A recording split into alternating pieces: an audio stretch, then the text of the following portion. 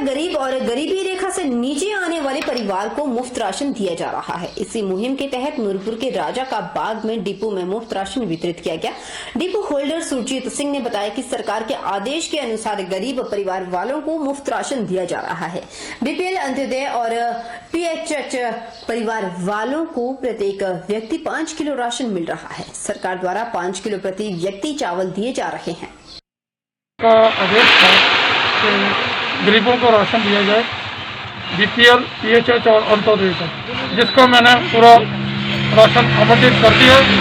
अब सरकार ने जो 5 किलो प्रति व्यक्ति चावल देने हैं, उसका वितरण आज से शुरू हो गया और हमारे 2 वार्डों को राशन फ्री का बांट चुके हैं। प्रति व्यक्ति 5, जिसमें बीपीएल, पीडीएस, अंत्योदय और पीएचएच इन कार्डों पर लाभार्थियों को राशन आज से शुरू कर दिया है सुबह से, जिसमें लगभग 2 वार्ड हमारे पूरे हो गए आज और अगले 2 दिन में पूरी पंचायत को पूरा मुफ्त में राशन का वितरण हो जाएगा। उधर राजकीय वरिष्ठ माध्यमिक पाठशाला बग्गी में स्कूली बच्चों को मुफ्त पाठ्य पुस्तकें वितरित की गई। पाठ्य पुस्तक वितरण के प्रभारी मीना देवी क्राफ्ट टीचर ने कहा कि सरकार द्वारा चलाई गई योजना के तहत बच्चों को मुफ्त पुस्तकें वितरित की गई। सरकार की इस योजना के तहत बुधवार को 6ठी से 8वीं कक्षा के विद्यार्थियों को किताबें बांटी गई। उन्होंने कहा कि अत्यधिक अभिभावक स्वयं आकर लॉकडाउन को और सामाजिक दूरी बनाकर किताब प्राप्त कर रहे हैं। प्रधानाचार्य इंदर सिंह चौहान ने कहा कि 23 अप्रैल को 9वीं और 10वीं कक्षा के विद्यार्थियों को निःशुल्क पाठ्य पुस्तकें वितरित की जाएंगी। उन्होंने अभिभावकों से आग्रह किया कि वह समय 10 बजे 12:30 बजे स्कूल परिसर में आकर सामाजिक दूरी का भी ख्याल रखते हुए पुस्तकें ले सकते हैं। आज विद्यालय में 6ठी से 8वीं तक के छात्र व छात्राओं को हिमाचल प्रदेश सरकार द्वारा मुफ्त में दी जाने वाली पुस्तकों का वितरण किया गया और इस वितरण में कोरोना वायरस की वजह से जो सोशल डिस्टेंस की गाइडलाइंस विभाग के द्वारा दी गई है उसका पूरा पालन किया गया और इन किताबों के आवंटन करने के पश्चात जिन बच्चों को हमने जो व्हाट्सएप ग्रुप के माध्यम से जोड़ा है उनको जब और सुविधाजनक ढंग से जो पढ़ाई करने में सहायता मिलेगी। गर्मियों में आगजनी जैसी घटना का खतरा हर दम बना रहता है। अगर हम मंडी जिला की बात करें तो मंडी जिला की समूची घाटी अधिकतर जंगलों से घिरी हुई है और यहाँ के अधिकतर वनों में चीड़ और देवदार के करोड़ों दरख्त मौजूद है। वन संपदा अधिक होने से यहाँ खासकर गर्मियों में आगजनी जैसी घटना का खतरा हरदम बना रहता है। इतना ही नहीं, यहाँ की पहाड़ियों में अधिकतर घर स्लेट नुमा होते हैं और जिनमें अधिकतर लकड़ी का ही प्रयोग किया जाता है। ऐसे में अगर यहाँ कोई आगजनी जैसी घटना घट जाती है तो 25 से 30 किलोमीटर दूर मंडी शहर से फायर ब्रिगेड की गाड़ियां मंगवाई जाती थी। संभव है जब तक गाड़ी स्पॉट तक पहुंच पाती थी उतनी देर में काफी नुकसान हो जाता था। लेकिन आज गोहर और सराज उपमंडल के पास अपना दमकल विभाग है, अपनी फायर ब्रिगेड गाड़ियां हैं। घाटी में जब भी कोई अप्रिय घटना घटती है तो दमकल विभाग की गाड़ियां चंद ही क्षण में वहां पर पहुंच जाती है। इतना ही नहीं, आजकल कोरोना जैसे खतरे को लेकर फायर ब्रिगेड की गाड़ियां सरकारी दफ्तरों में सैनिटाइजर का काम भी खूब कर रही है। गोहर बाजार में सैनिटाइज किया गया और पंचायत घर गोहर सैनिटाइज किया गया। उसके साथ ही हमने हॉस्पिटल का एरिया जो था उसमें भी सैनिटाइज किया गया और उसके बाद हमारी वाहन जो है एसडी ऑफिस गोहर के आई और वहाँ पर भी हमने पूरे ऑफिस को सैनिटाइज किया और उसके आसपास के एरिया को भी जो दुकानें थी उनको भी सैनिटाइज किया गया। गंगत पुलिस हवलदार पर रात को 11:30 बजे पुलिस चौकी से मात्र 20 मीटर की दूरी पर तेज धार हथियार से जानलेवा हमला किया गया। हवलदार बुरी तरह से घायल हुआ है। कोविड-19 के चलते हॉटस्पॉट गंगत क्षेत्र में लोगों की हिफाजत के लिए रात दिन कर्तव्य पालन करने में जुटे हुए हैं। वहीं समाज में कुछ शरारती तत्व अब पुलिस पर ही जानलेवा हमला करने में जुटे हुए हैं। ऐसा ही वाकया बीती रात को तब सामने आया जब गंगत पुलिस चौकी में कार्यरत मुंशी हवलदार ताराचंद रात को अपने किराए के कमरे में सो रहे थे तो किसी आदमी ने जरूरी काम बताकर उनसे मिलने की बात कही। पुलिस वाले ने सोचा कि कोई जरूरी काम होगा। जैसे ही उसने दरवाजा खोला तो बाहर खड़े उस व्यक्ति ने तेजधार हथियार से ताराचंद पर जानलेवा हमला कर दिया।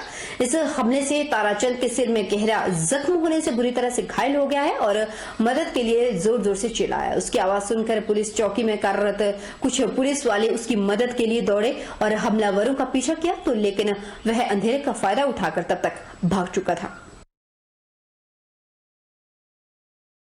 कोरोना वायरस संक्रमण से दुनिया भर में हाहाकार मचा हुआ है। संक्रमण के चलते देश भर में सैकड़ों लोगों की जान जा चुकी है। संक्रमण के खतरे को देखते हुए देश भर में 15 अप्रैल से लॉकडाउन का दूसरा चरण शुरू कर दिया गया था। ऐसे में जनजीवन ठहर सा गया। उपमंडल स्वारघाट में करोड़ों रुपए के विकास कार्यों पर विराम लग गया है। उपमंडल स्वारघाट के तहत गोविंद सागर झील पर बने बागछाल पुल का काम भी थम गया। यह पुल नैना देवी झंडुता विधानसभाओं को आपस में जोड़ेगा और दोनों विधानसभाओं की लाखों की आबादी को इसका लाभ पहुंचेगा। प्रदेश में लगे कर्फ्यू और लॉकडाउन के बाद इस महत्वाकांक्षी प्रोजेक्ट का काम ठप है।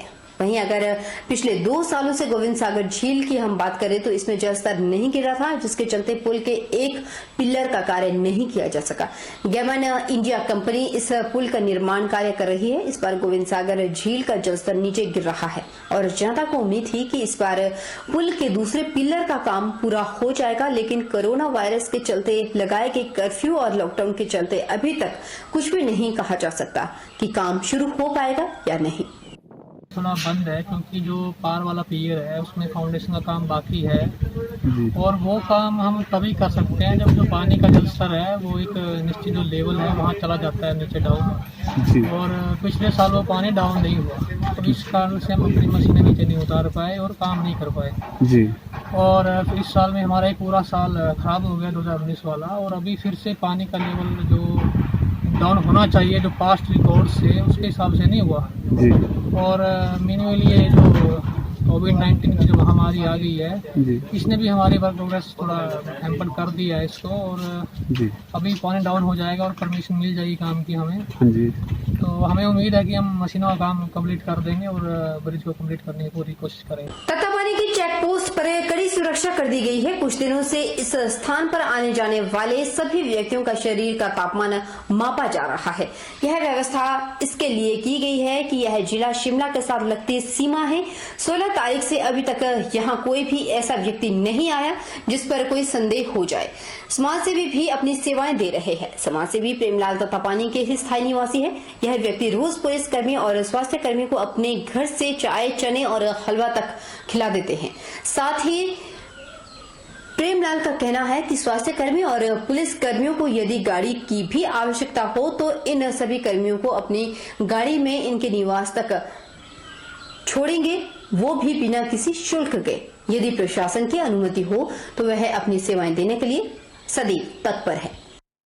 और इसमें हम सभी लोगों का, जितने भी लोग हमारे एरिया में एंटर हो रहे हैं तहसील करसोग नाका चौकी तत्तापानी में, तो उनका हम बायोडाटा पूरा लिख रहे हैं। नाम, पता, कहाँ से आ रहा है, कहाँ को जा रहा है और उसका फ़ोन नंबर, पूरी डिटेल लेके उसका गाड़ी नंबर, उसके साथ कितने लोगों की पासिंग है और पूरा डाटा लेके एंटर करते हैं। और साथ में उसका थर्मल स्क्रीनिंग करते हैं जिसमें कि उसका जो टेम्परेचर है बॉडी का वो शो करता है। कुछ चाय पिलाता हूँ जी, थोड़ा सा कुछ शाम को खाने को लाता हूँ जी, और कभी चने ले दिए जी, कभी हलवा बना दिया, कभी स्नैक्स में कभी पकौड़े बनाता हूँ जी, यही करता हूँ सर, और क्या करना जी। अच्छा सर, एक किस तरीके से आप इसमें हैंडल करेंगे? सर मैं दे दूंगा जी, जहाँ भी छोड़ने होंगे, जौन भी छोड़ने होंगे, जब तक कर्फ्यू लगा हुआ जी, सुबह लाऊंगा भी, शाम को छोड़ूंगा भी, जब तक कर्फ्यू ये चला हुआ सर, लॉकडाउन। काल में जोगिंद्रनगर शहर के नजदीकी छतर गांव में नाग और नागिन की दस्तक से गांव में हड़कंप मच गया। बीते 2 दिनों से नाग नागिन की दहशत से ग्रामीण खौफजदा है। बुधवार को दमकल के जवानों ने फायर टेंडर के साथ घटनास्थल में दबिश दी और पानी की बौछार फेंककर डंगे के अंदर छिपे नाग नागिन को फिर से रेस्क्यू करने का प्रयास किया, लेकिन सफलता हासिल नहीं हुई। जिसकी वजह से पहले मंगलवार को भी दमकल के जवानों ने जहरीले नाग नागिन को काबू करने का प्रयास किया था। बीते 48 घंटों के समय में डंगे में छिपे नाग नागिन के इस जोड़े को देखकर क्षेत्र में दहशत का माहौल है। वन विभाग से जहरीले सांपों को रेस्क्यू करने की गुहार ग्रामीणों ने लगाई है। करीब 1 घंटे की कड़ी मशक्कत के बाद भी जहरीले सांप को काबू में आज भी नहीं कर पाए। बुधवार को फिर दमकल के जवानों ने पानी की बौछारों के साथ जहरीले नाग नागिन को बिल से निकालने का प्रयास किया, जिस पर दमकल विभाग के जवान कामयाब नहीं हो पाए और अब वन विभाग की टीम के माध्यम से जहरीले सांपों को रेस्क्यू करने की तैयारी शुरू की गई।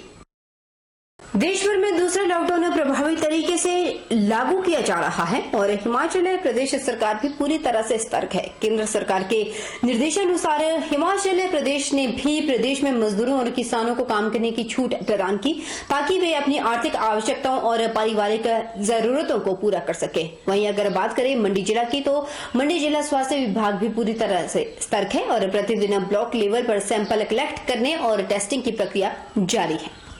मंडी जिला मुख्य चिकित्सा अधिकारी डॉक्टर जीवानंद चौहान ने जानकारी देते हुए बताया कि 31 सैंपल जो टांडा मेडिकल कॉलेज में जांच के लिए भेजे गए थे, उन सभी की रिपोर्ट नेगेटिव आई है। इनमें से 2 सैंपल को दोबारा से जांच के लिए भेजा जा रहा है। उन्होंने बताया कि आज 27 सैंपल टांडा मेडिकल कॉलेज में जांच के लिए भेजे गए हैं और उनकी रिपोर्ट शाम तक पहुँच जाएगी। इसके साथ ही उन्होंने लोगों से अपील की कि कोई भी ऐसा व्यक्ति जो हाल ही में दिल्ली या किसी अन्य राज्य से आया है और बुखार, खांसी, जुकाम से पीड़ित है, तो इसकी जानकारी हेल्थ वर्कर को दें, ताकि समय पर उसके सैंपल लिए जा सके। डेली हम सर्वे कर रहे हैं और हमारी जो मोबाइल वैन है वो ब्लॉक वाइज उन्होंने जाके टीम के साथ सर्वे किया और लोगों के सैंपल लिए। अभी तक हम 145 सैंपल भेज चुके हैं जिला मंडी से, जिनमें सारे नेगेटिव पाए गए हैं। आज कल भी हमने सैंपल लिए हैं, 24 सैंपल लिए हैं और वो आज हमने सवेरे 5 बजे टांडा टेस्ट के लिए भेजे हैं। शाम को उनकी रिपोर्ट आ जाएगी। लेकिन ये तो बहुत अच्छी बात है कि हमारे पास जो है अभी सारे सैंपल नेगेटिव हैं और कोई इन्फेक्टेड नहीं है। लेकिन फिर भी हमारे को, जैसा कि माननीय प्राइम मिनिस्टर साहब ने और चीफ मिनिस्टर साहब ने कहा है कि लोग जो हैं सोशल डिस्टेंसिंग को और लॉकडाउन का पालन करें। कोई भी आदमी जो है सोशल डिस्टेंसिंग का उल्लंघन ना करे और जिस तरह से अभी कुछ रिलैक्सेशन कई चीज़ों में दी गई है 20 तारीख के बाद, तो उसमें मेरी लोगों से अपील है, वो चाहे मनरेगा के वर्कर हैं, चाहे कहीं PWD के हैं, चाहे IGH के वर्कर हैं, जितने भी ये लोग हैं ये सब सोशल डिस्टेंसिंग का पालन करें और तमाम लोग जो हैं घर से बाहर निकलती बार अपने मुँह में मास्क लगा के निकलें। अगर मास्क उनके पास नहीं है तो कपड़ा, कोई भी रुमाल की तरह कोई कपड़ा वो अपने मुंह में बांध सकते हैं और मुंह में उसको बांधे रखें। बाहर थोड़ा सा अपना बचाव रखें। बहरहाल बुलेटिन में इतना ही। आप अपना बहुत बहुत बहुत ख्याल रखिए, घर में रहिए, सुरक्षित रहिए। आप सुरक्षित तो देश खुद ब खुद सुरक्षित होगा।